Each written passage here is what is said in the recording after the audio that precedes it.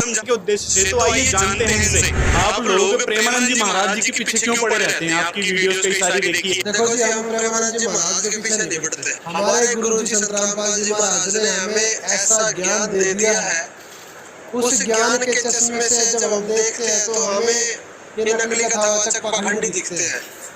और चाहे प्रेमानंद हो, चाहे अनिरुद्धाचार्य हो, चाहे देवकीनंदन हो, चाहे कोई भी हो, जो भी हमारे सामने पाखंड करता हमें दिखता है, उसी के पीछे पड़ जाते हैं। जो पीछे पड़ने का उद्देश्य ये नहीं है कि हम उनकी निंदा करें, पीछे पड़ने का उद्देश्य ये है कि जो वो समाज में पाखंड फैला रहे हैं, उस पाखंड को जनता के सामने उजागर करे।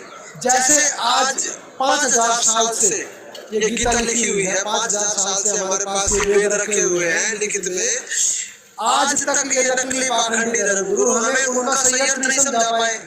वेद और गीता पूर्ण परमात्मा की भक्ति बताते हैं, इन्होंने हमें पत्थरों में, पेड़ों में, नहर नदियों में भक्ति में लगा दिया, जिस कारण से समाज को लाभ नहीं मिला भक्ति का और नास्तिक होते जा रहे हैं।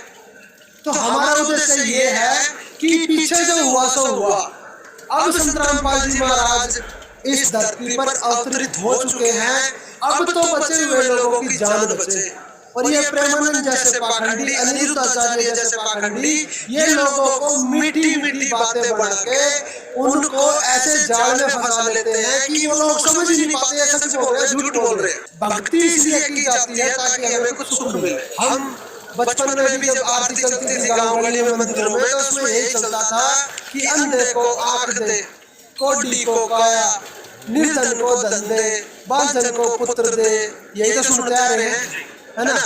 तो भक्ति किसलिए की जाती है कि पहले हमें सुख मिले, जब सुख मिलेगा भगवान पर विश्वास बढ़ेगा, फिर हम भक्ति करेंगे और आगे ऐसा कार्य नहीं करेंगे जो भगवान के विरोध में हो, जिससे हमें फिर दुख न मिले और फिर भक्ति करके मोक्ष को प्राप्त करें। अब प्रेमानंद जी जैसे कहते हैं दुख तो भोगने पड़ेंगे, भगवान ने भी भोगे, तुम भी भोगो और भक्ति भी करो। फिर ये कहीं कहीं क्या देते हैं,